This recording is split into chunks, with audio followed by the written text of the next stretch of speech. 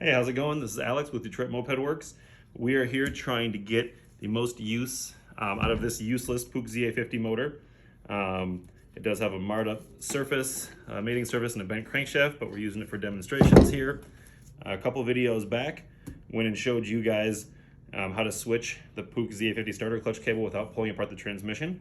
Then a couple hours ago, we shot a quick video showing how to check for spark on a motor which is off of a bike. We did have sparks, so we went ahead and bagged that up and labeled it for future use. Now what we're going to do is explore the transmission. Your transmission sits in here. It's a 2-speed automatic, and right now the crankshaft turns all right, so we're kind of feeling that maybe what's happening in here transmission wise is doing pretty good on the other side of the crankshaft.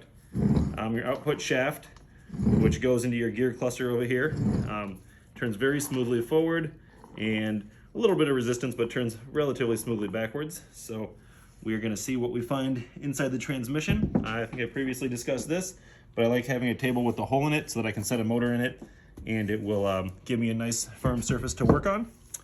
So first thing I do is use a nice wide flathead on an impact to remove the cover hardware. So 6 of them here. I like to use the impact to take things out, not so much to put things in, but definitely taking things out. Saves you quite a bit of time, and it also breaks free any little bit of rust or whatnot. You'll find that on these, there's 2 lengths of screws. These are the long ones in these 2 corners, and the rest of them are a little bit shorter, you can see. The long ones correspond with the alignment pins in the cover, which kind of makes sure that the cover sits right, your bearings sit right, your gaskets sit right, all of that. So to get this off, basically just kind of slap it with a mallet. Usually want your mallet and your cover to be oil free so that when you're slapping outwards, it has a little bit of grab. So it's starting to come apart there, come apart there. You never want to pry on that surface with the flathead because you'll mar it, but you can pry a little bit against the back of the kickstand, I guess stay if you'd call it that, because that helps you get the cover off a little bit nicer. I'm gonna flip it over and give it a couple more thwacks.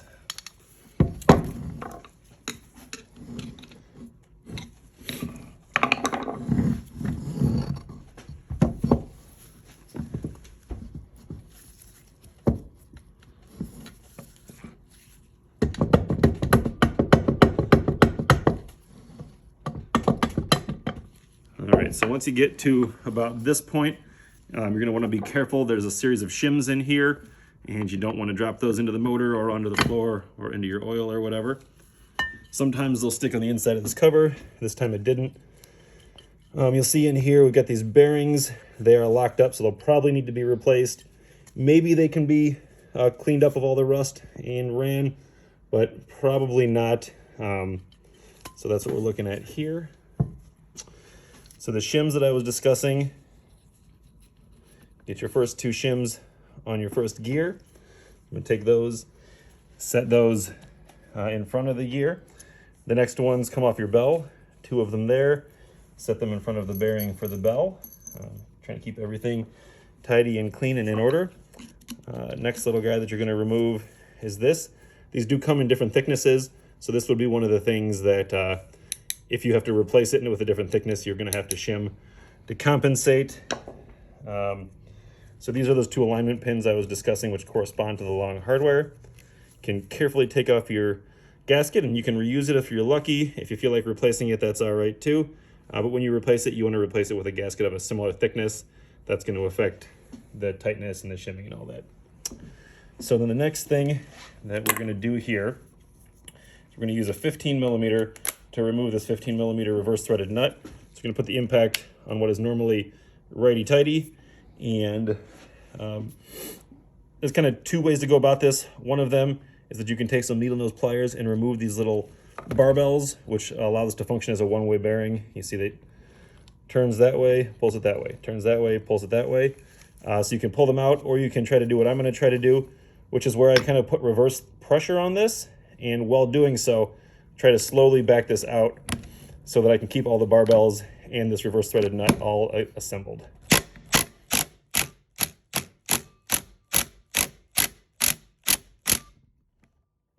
So I was able to do that successfully.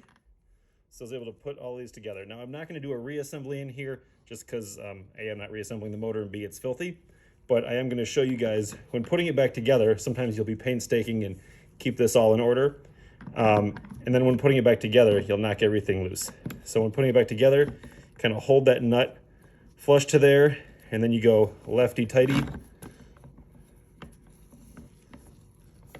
Get your teeth aligned.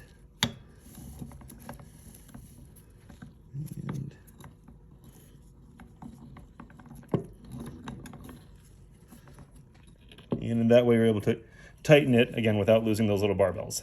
So you can see as I keep going through there, lefty-tighty, so you'll be doing that during your reassembly, but I'm not going to show the full reassembly. Okay, so back to this, righty-loosey to get it back up again, keep the video going. All right, so I take this whole thing, set it over here with its pals, with this little alignment piece and with the shims. The next thing that comes off is going to be this bell. We're going to notice here that there are 16 teeth here, so that makes this the, look at 16 teeth. But the larger amount of teeth here makes this the 1.5 to 2 horsepower, so this is the desirable motor. Obviously, we've got all this rust in here. The rust will be able to come off with, you know, your choice of vinegar, evapor-rust, or just cleaning it a lot by hand or with a wire wheel or whatever you want to do to get that off of there. But that should come clean, and we'll, as disassembling everything, we notice that all the teeth remain intact, so we're feeling pretty good that that one-way bearingness of this and the teeth are all intact. The next thing is going to be this. This is not a reverse thread nut, it's just a regular nut, so this is going to be lefty-loosey. And then with these, what I like to do is there's this tab which aligns it and kind of holds that from backing off, even though it's self-tightening. What I like to do is to actually not fold that back. A lot of times you'll get motors, or we'll get motors that people have pulled apart, and they start prying on that. And when they do that, they put play into their clutch shoes. They damage the side of the clutches. So what I do is I just use this deep well 24 on reverse, hold it in here, hold it by hand, and pull it off, right? So at this point, I've got this kind of a crease still intact. When I go to put it back on, same sort of a deal. I'll put that on there, tighten it back on, and then I can fold again to this crease. So instead of looking all mangled, I have a nice, nice factory looking fold there, and this all remains in order. Next, you pull the clutches off. They're pretty straightforward. You're just pulling them off. So when you are pulling them off, you're going to look for any marks from people prying on it when taking apart. Also, you can feel for side-to-side play in the shoes. This actually feels great, very nice and tight, and you know, again, filthy here, but the pads are completely intact. No kind of chipping or scoring, or glue's not coming loose. There's no play, so that feels pretty great. And I'm gonna stack this on top of there, keeping everything in order. Next thing that you've got coming up is going to be your second clutch. They talk about flipping second. You know, take this little guy out of here, and when you go to what they call flip second, you flip it over, right? It's very straightforward. But what you're doing is trying to get your second gear engagement to be delayed, and by doing that, I guess there's something with the way that these little guys here sit, that they don't allow the shoes to come out until a higher RPM when reversed. But what a lot of people do is they'll take them apart, throw their shit all over the table, and in doing so, they'll lose track of which way is up and which way is down. One way to look at it is with this, but the more simple way that I look at it is that you can always tell by these little, dirtying them up here, but these little markings that are in there come from those teeth. And you know that in the factory, that was set down. So when you go to reassemble it, you look for those teeth markings, place them upwards, and then you know that your gear has been flipped. So I'm gonna go put this little alignment piece back in here, set this clutch on top of there, and do that. And now this is where those pucks that people talk about when they're talking about flipping the pucks are located. Actually, I'm gonna set this aside for just a moment. And then this is gonna be your starter plate. So this is what engages the starter, and then this is the starter plate. And so with everything, keep an eye on little shims. There is one that sits back in there, so you can actually just leave that in there. I mean, really, we can leave this all in here. I was mostly just kind of showing you that. Set the motor to the side, and then for the replacement of the pucks, we're going to go back to this big fat flathead here and center it, reverse, great, center it, reverse, throw the screw on the floor, and the last one is located here.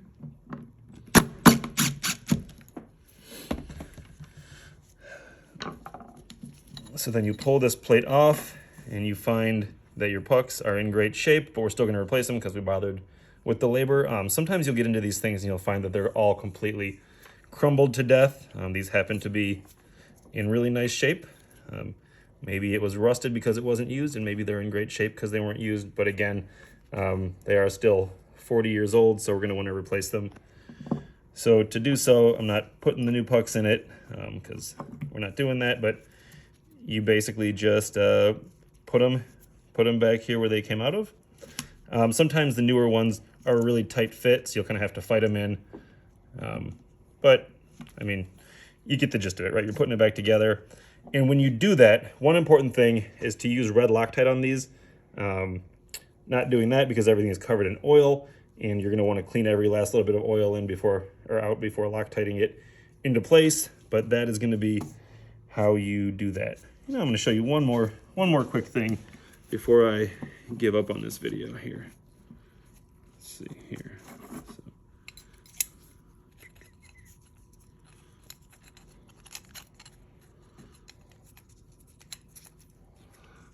All right, original puck back in.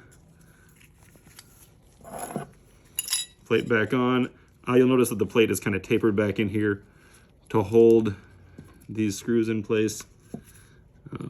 When you do go to screw them back in, you're going to want to use a non-broken screwdriver to put them back in. Maybe I'll redeem my Craftsman warranty on that broken one. A little bit oily here. So again, normally I'd be doing this, everything cleaned with red Loctite in it.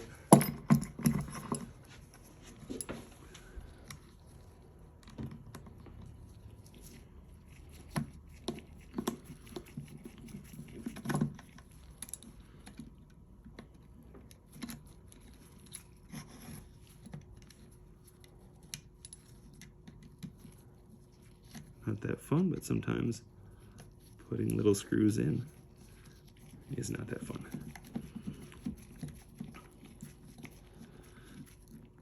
And your pucks can be purchased from us here locally if you're in Detroit. If you are not in Detroit, just order them straight from our distributor, which is treatland.tv. They're a great shop, and they ship everything promptly. They've got a lot of stock. They manufacture a lot of parts. They import a lot of parts. They're nice guys. So treatland.tv is where you're going to want to buy your pucks and your new transmission cover gasket in the event that you need it.